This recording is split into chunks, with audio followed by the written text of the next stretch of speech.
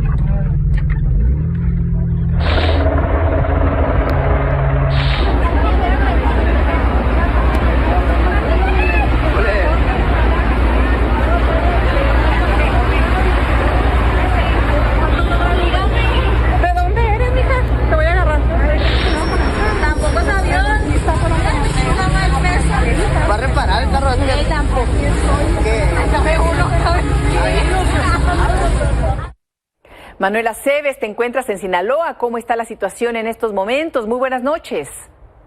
Buenas noches, efectivamente hay una situación de calma en estos momentos después de la situación de violencia que se generó durante la tarde, hechos que a decir de las autoridades han sido muy focalizados en la zona norte de la capital sinaloense de Culiacán, sobre todo en la carretera internacional México 15, particularmente en una zona rural donde se habrían presentado este tipo de intercambio de disparos entre el ejército y civiles armados. Esta situación pues generó bastante incertidumbre, bastante temor y por supuesto en estos momentos yo me encuentro en el desarrollo urbano Tres Ríos, donde pues hemos estado haciendo recorridos para cerciorarnos de qué era lo que ocurría, porque en un principio se hablaba de un nuevo Culiacanazo, el 3.0 le llamaban. Sin embargo, autoridades de seguridad pública aclararon que era una situación totalmente distinta. No hay tal Culiacanazo 3.0. Esto pues es un hecho que se registró muy focalizado al norte de la ciudad.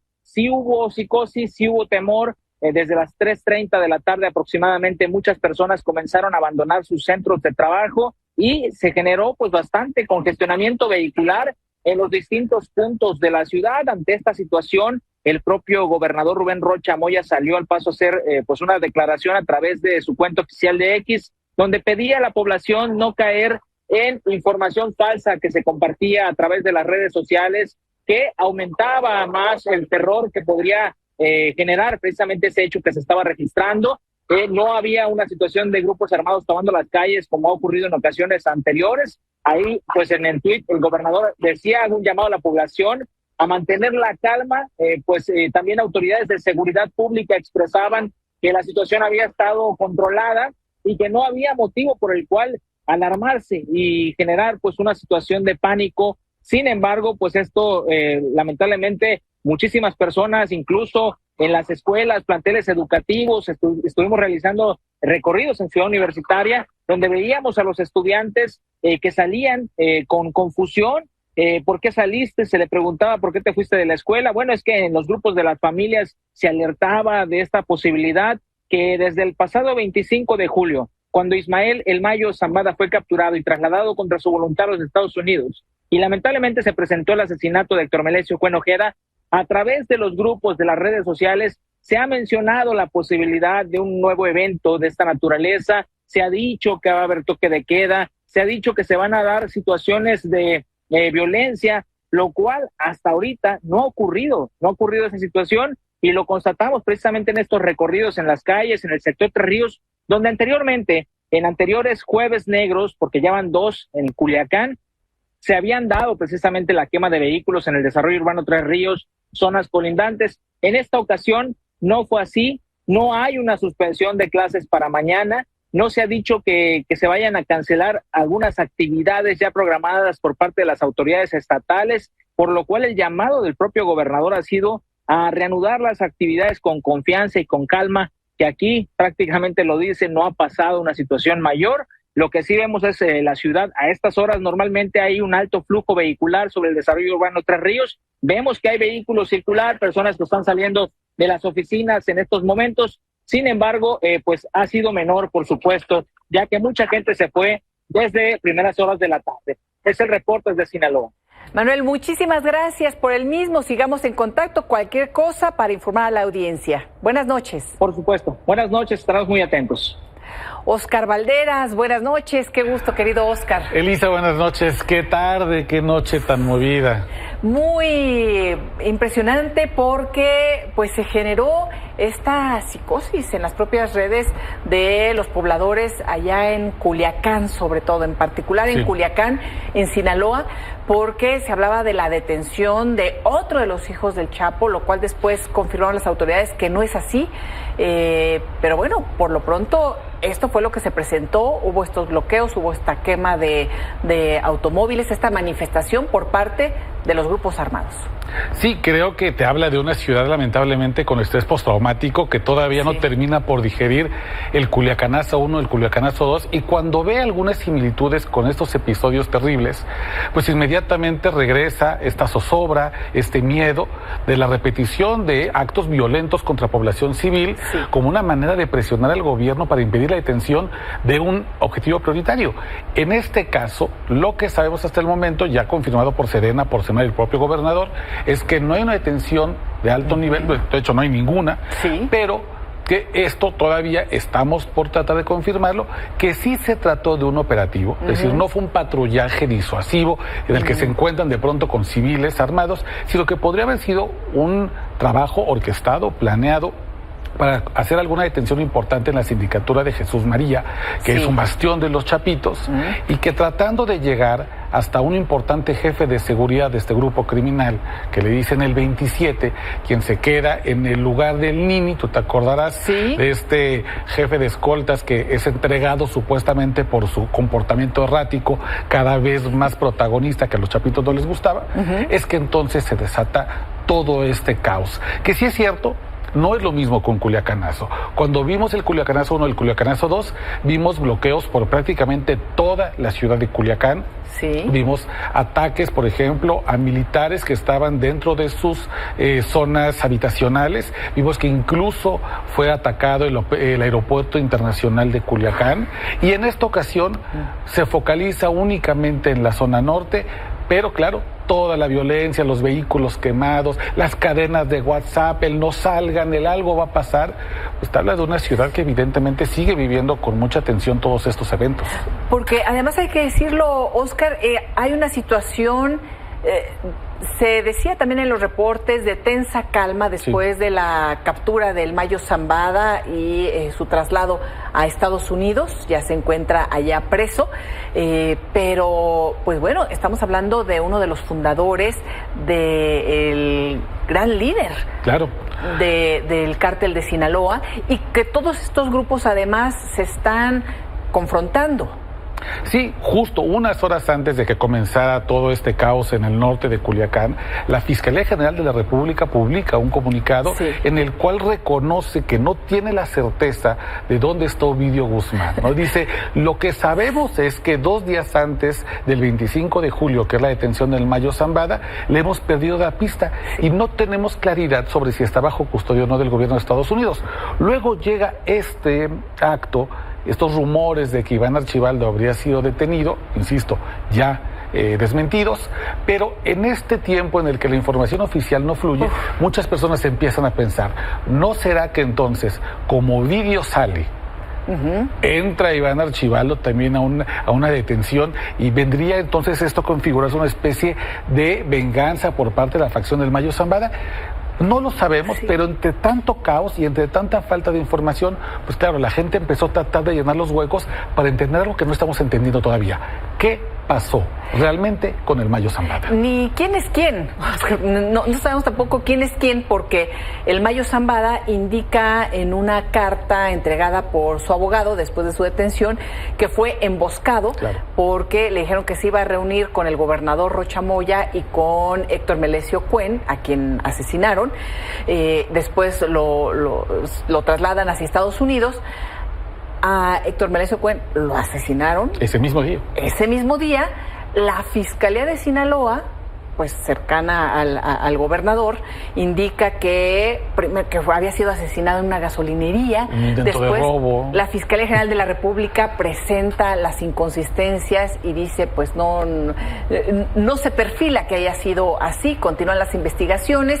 En fin, una situación de mucha confusión aquí en México sobre quién es quién protege a quién y además qué grupos se estarían disputando ahorita estos pleitos, no únicamente la zona, el control del propio cártel de Sinaloa, sino también si podría haber venganza por parte de unos y otros después de la captura del Mayo Zambada. Justo, mucha gente decía, es que no me cuadra la idea de que el Mayo haya sido engañado, que haya sido torturado, incluso dicen que amarrado por este mismo 27, por quien supuestamente iban esta tarde, porque no había en los últimos días no se había desatado la violencia. Decían, es que si al Mayo lo traicionaron, es que Sinaloa va a arder, Culiacán va a estar en problemas. Y no habíamos visto estas expresiones de violencia hasta ahora, ¿no? De repente vemos que sí, en cualquier momento lo que pasa en Culiacán prende, y entonces nos queda la sensación todavía de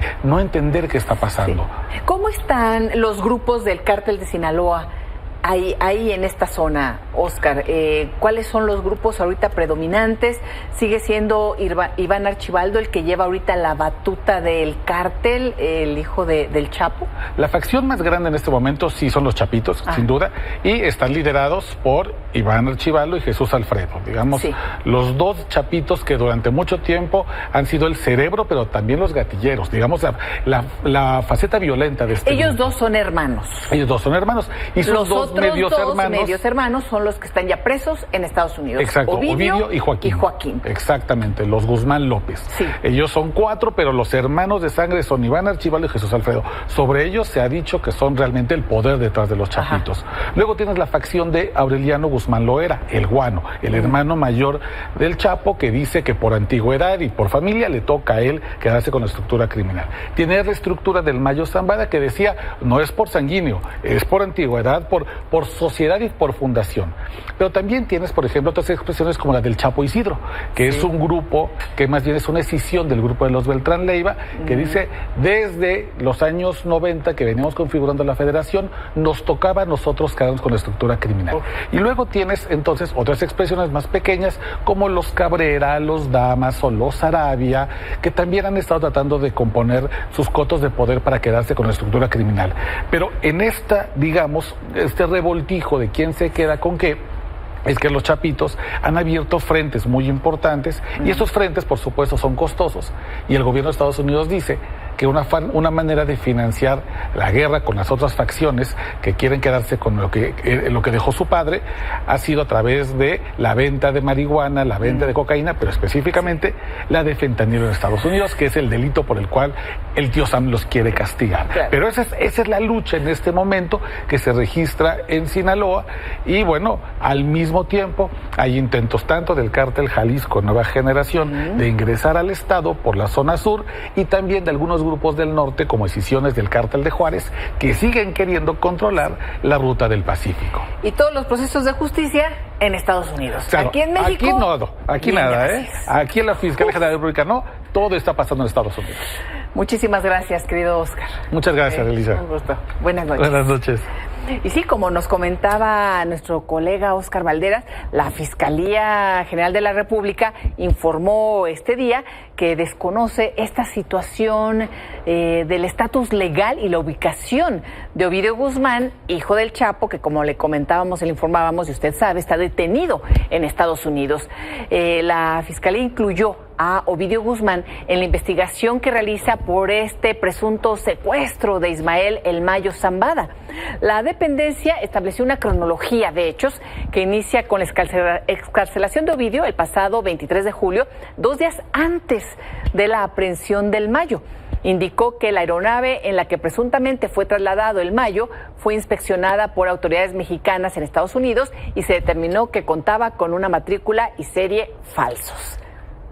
La Fiscalía General de la República informó también que citará a todos los servidores públicos de la Fiscalía de Sinaloa, incluyendo a policías y peritos que hayan participado en las diligencias relacionadas con el homicidio de Héctor Melesio Cuen y de los escoltas de Ismael El Mayo Zambada.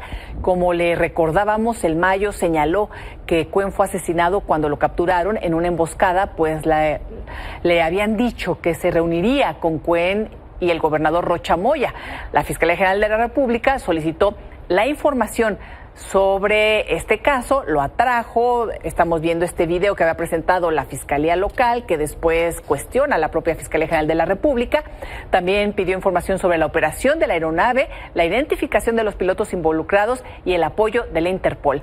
El gobernador de Sinaloa, por su parte, Rubén Rocha Moya, expresó su respaldo al reciente nombramiento de Claudia Sánchez como fiscal de Sinaloa. Ángel Hernández, bienvenido Ángel, buenas noches. Buenas noches. Pues estamos armando estas piezas del rompecabezas que tiene que ver con toda la estructura criminal del cártel de Sinaloa y también cómo empiezan a influir estas estructuras del otro cártel poderoso en México, que es el de Jalisco. Pero por lo pronto la Fiscalía dice no sabemos la ubicación de Ovidio Guzmán. Tú has dado puntual seguimiento a esta información, a lo que está sucediendo en Estados Unidos y ¿en dónde está Ovidio? Ovidio Guzmán está en Estados Unidos, eso lo sabemos. El Buró Federal de Prisiones es el órgano que rige todas las prisiones en Estados Unidos a nivel federal, y el hecho de que haya salido es lo único que indica que dejó el Centro Correccional Metropolitano de Illinois, donde espera su juicio. Ese en concreto. Exactamente, pero no que no esté bajo custodia del gobierno de Estados Unidos. ¿Y por qué la sabemos? Porque hemos podido ya confirmar que él está negociando su acuerdo de rendición junto con su hermano Joaquín y junto incluso con Néstor Isidro Pérez Salas, alias El Nini. Esto quiere decir que se va a declarar culpable. Sí. Abre la puerta a que pueda ser un testigo protegido, pero por el momento, como son los procedimientos, él se apega a lo que en México conocemos como un caso abreviado, se declara culpable y entonces, bueno, avanza su caso mucho más sencillo y enfrentará también una condena pues mucho menor. Pero Ovidio Guzmán está en custodia del gobierno de Estados Unidos. Lo más seguro es que esté bajo custodia del Servicio de Marshals de Estados Unidos, que es el que custodia a este tipo de personas, testigos protegidos, durante los traslados, por ejemplo. Entonces, Ovidio Guzmán está en Estados Unidos. Vamos a ver si se presenta a la audiencia en donde estará su hermano, Joaquín Guzmán, que por cierto, pues bueno, estamos hablando de todo este momento, indican que habría sido quien entregó a El Mayo Zambada a Estados Unidos, quien habría estado también en esa reunión en donde dice El Mayo que lo emboscaron, en donde se reuniría con el gobernador Rocha Moya y con Melesio Cuen. Joaquín Guzmán, el hijo del Chapo, entonces está también en Estados Unidos. Y ¿coincidirían en alguna de las audiencias? Lo más probable es que sí. Los cuatro hermanos, incluso los que se encuentran en México en busca y captura, Jesús Alfredo, Iván Archibaldo, están dentro de la misma causa en Illinois acusados. Así que este 30 de septiembre habrán de comparecer al menos sus defensas, porque el caso sí está avanzando. Entonces, para esa fecha, el 30 de septiembre, habrán de comparecer al menos sus defensas, si no es que los dos, porque el caso, por supuesto, tiene que seguir. ¿Podrían aparecer o no ahí ellos? Probablemente. Es muy seguro que el gobierno de Estados Unidos los pueda llevar al menos ante un juez, porque el juez también es quien da las pautas para cómo avance el juicio. Incluso el juez es quien acepta el acuerdo de colaboración una vez que se hace. Los jueces con plena autonomía lo podían rechazar, no hay antecedentes de ello, pero por supuesto ellos tienen que ver cómo está la situación y acreditarla. Lo que sabemos es que ellos están colaborando completamente. Y ya recordemos el día de la captura del Mayo Zambada. Dentro de todo este caudal de información, podemos confirmar que el FBI había negociado con Joaquín la entrega de Ismael El Mayo Zambada. La FGR ya ha confirmado que también El Mayo Zambada llegó en contra de su voluntad, la Fiscalía de Estados Unidos, el embajador. Así que un poco uniéndose las piezas, pues parece todo indicar que sí fue así. ¿Cuál es la duda y muy importante que hoy pone en la mesa la Fiscalía General de la República?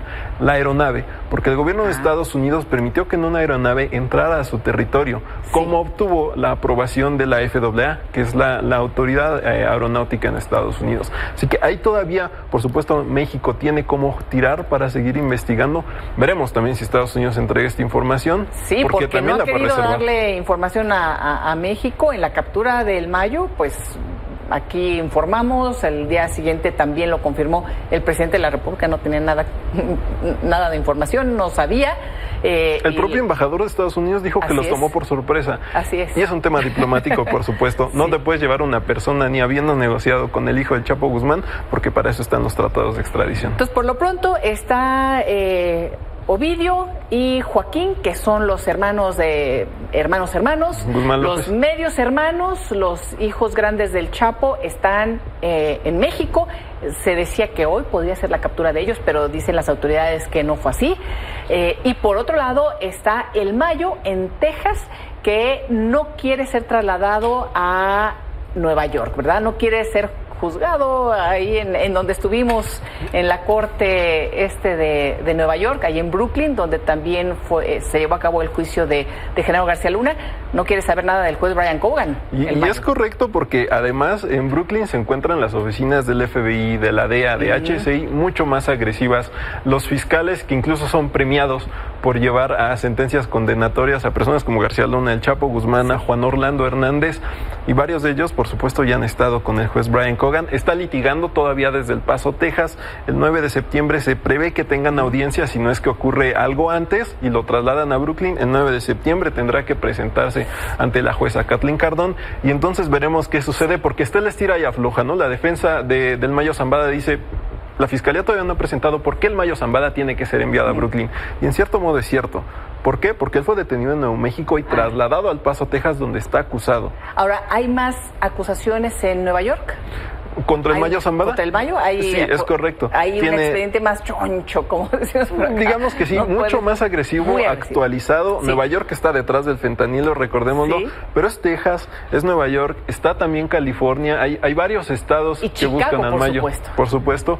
Y todos ellos dependen de la Fiscalía, pero cada unidad tiene sus propias investigaciones, su evidencia, sus acusaciones, y lo peor que le puede pasar al Mayo es que en Nueva York se presente una acusación ampliada con todas las investigaciones, y entonces además está el precedente del Chapo Guzmán, que está en la misma acusación. Y bueno, aquí sabremos si hay juicio en contra del Mayo.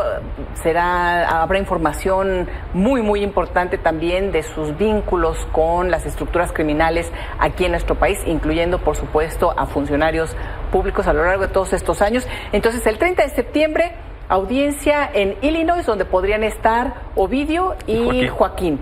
Y el 9 de septiembre, la audiencia del Mayo, si es que esta no se aplaza, por lo pronto está el 9 de septiembre. Y hay otra audiencia muy importante también el 9 de septiembre, que tiene que ver con el otro gran cártel. El cártel Jalisco. Ahí a unas calles de la Casa Blanca, en la Corte de Distrito de Columbia, van a enjuiciar al Menchito, a Rubén Oseguera González. Un juicio además bastante duro, y en el que el Menchito llega con desventajas.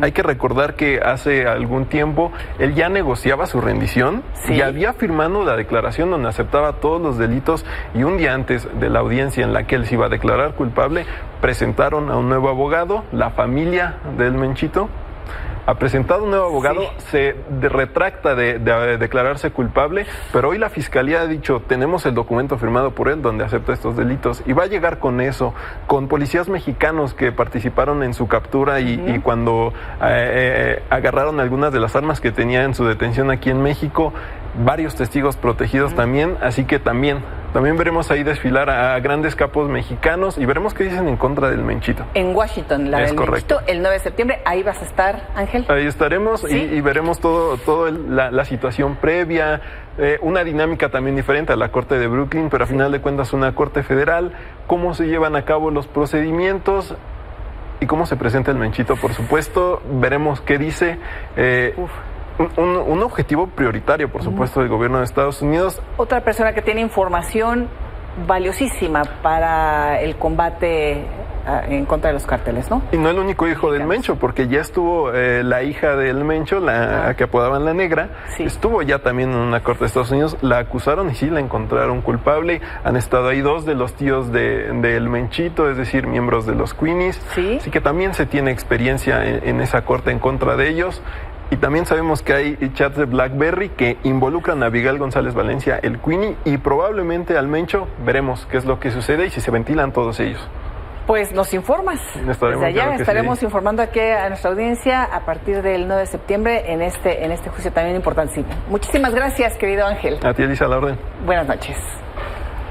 Y en Michoacán se dieron nuevos enfrentamientos en los límites de los municipios de Buenavista y Tepalcatepec. Las balaceras tienen lugar en los límites de los municipios que les estoy mencionando, en donde planteles educativos han activado los protocolos de seguridad correspondientes. Hubo balaceras ahí al ladito, enfrente de un kinder, de un preescolar.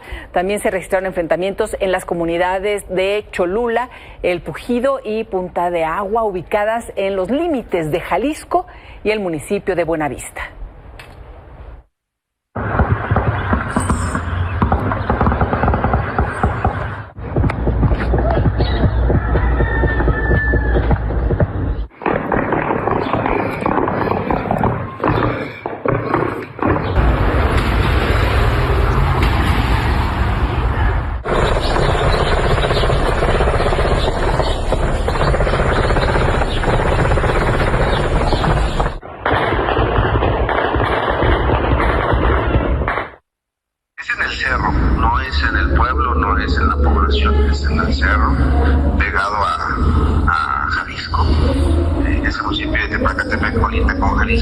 La confrontación, ya tenemos ahí Ejército, Guardia Nacional y Sedena desde hace rato.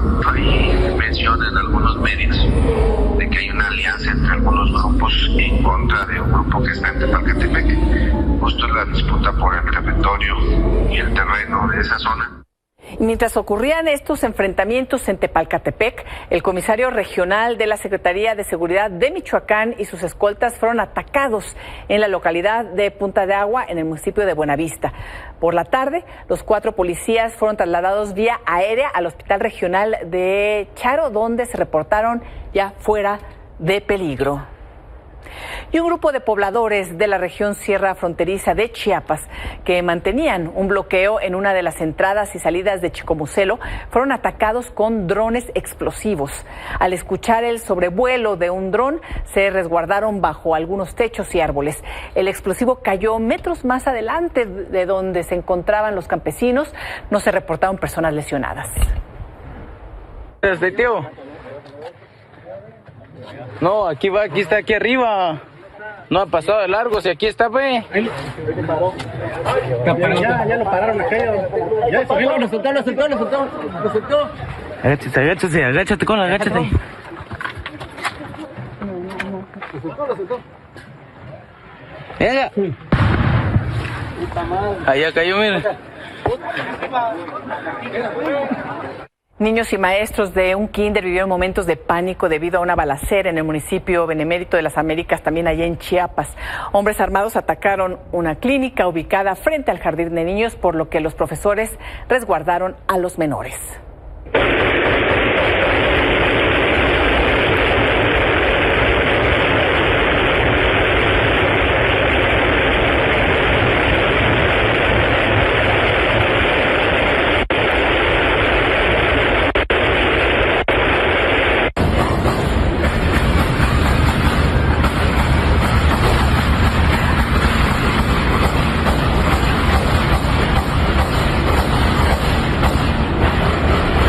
Y desde el mes de julio, la violencia en la Sierra de Chiapas se ha recrudecido. Aquí le hemos informado de los bloqueos, reclutamientos, asesinatos y desplazamientos. Aquí parte de lo que ha sucedido.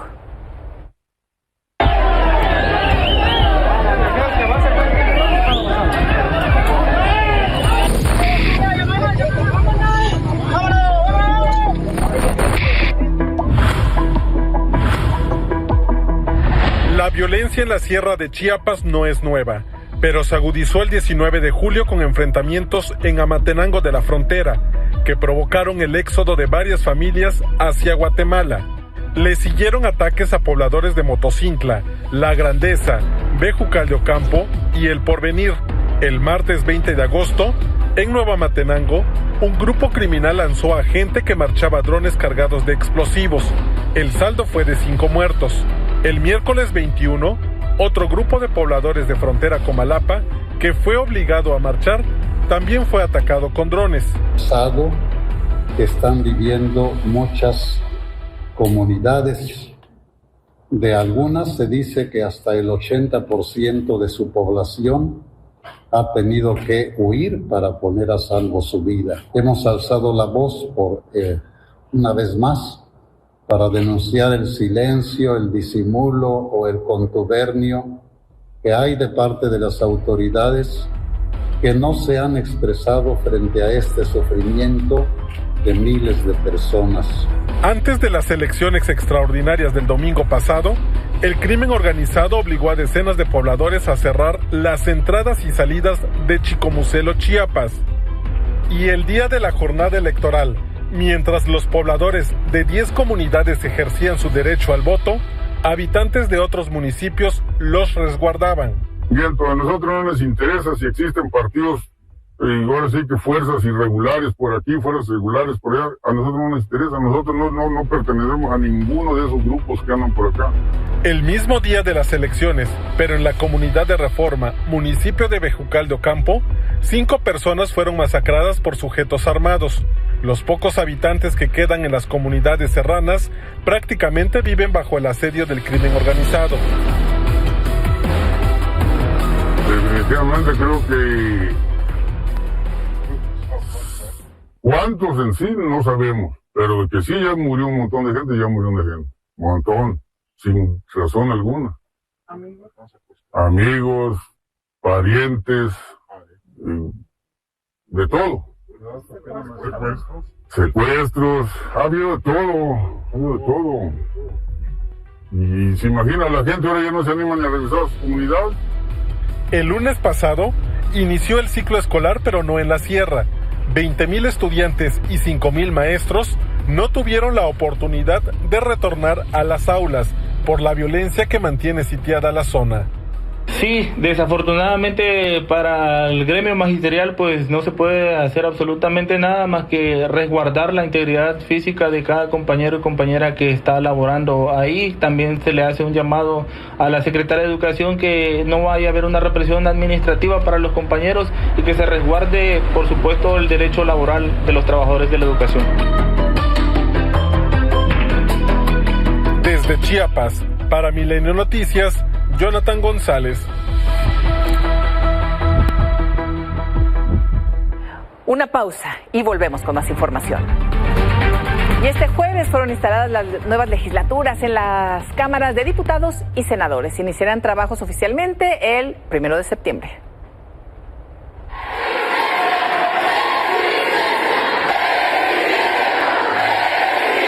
En el Palacio Legislativo de San Lázaro, con una aplastante mayoría de Morena y aliados, los diputados electos instalaron la 66 legislatura y eligieron por unanimidad con 496 votos la mesa directiva presidida por Ifigenia Martínez, quien el 1 de octubre entregará la banda presidencial a Claudia Sheinbaum.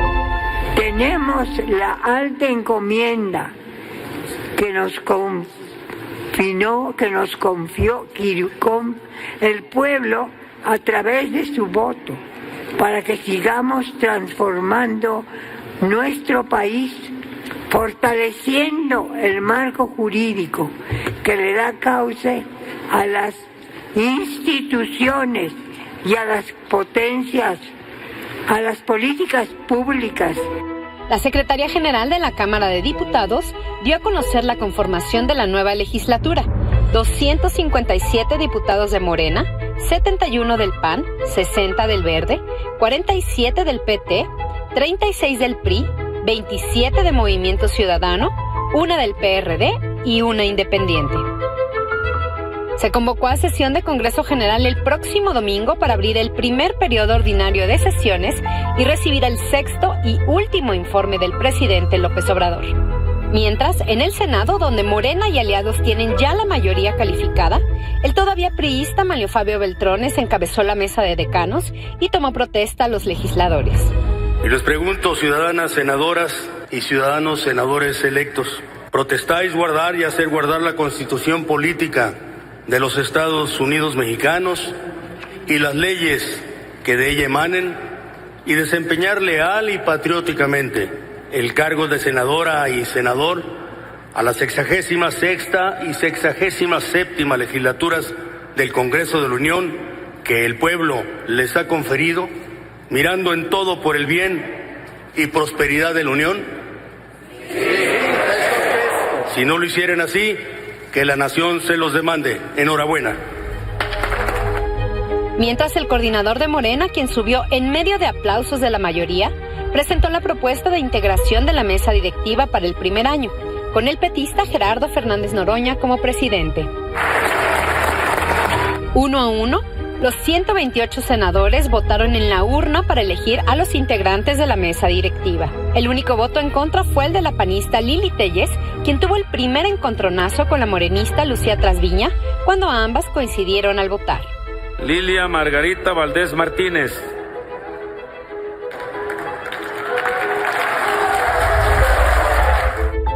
Ya como presidente de la Cámara Alta, Fernández Noroña pidió 1 minuto de silencio en memoria de Rosalinda López, hermana de Adán Augusto López, y se comprometió a actuar de manera institucional.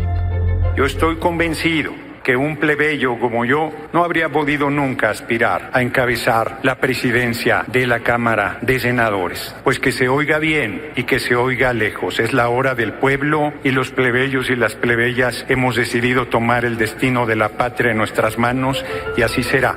Al final, los nuevos senadores se tomaron fotos con sus familias e invitados. Fueron citados a la primera sesión ordinaria el próximo martes, aunque el domingo estarán en San Lázaro para la sesión de Congreso General.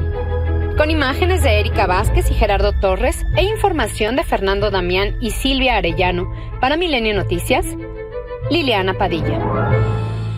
Y agentes de la Fiscalía de Chihuahua acudieron al Senado a notificar una nueva orden de aprehensión en contra de Javier Corral. Corral tomó protesta como senador. Oficialmente tendrá fuero el próximo domingo, por lo que no podrá ser detenido. El ahora senador afirmó que tiene las manos limpias.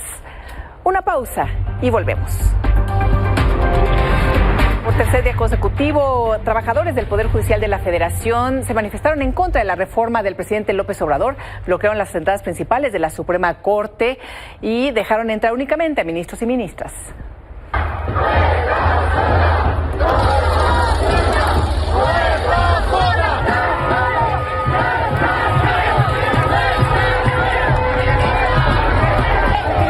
Gracias por su atención. Los espero mañana en este Espacio Noticias. Hasta entonces, buenas noches.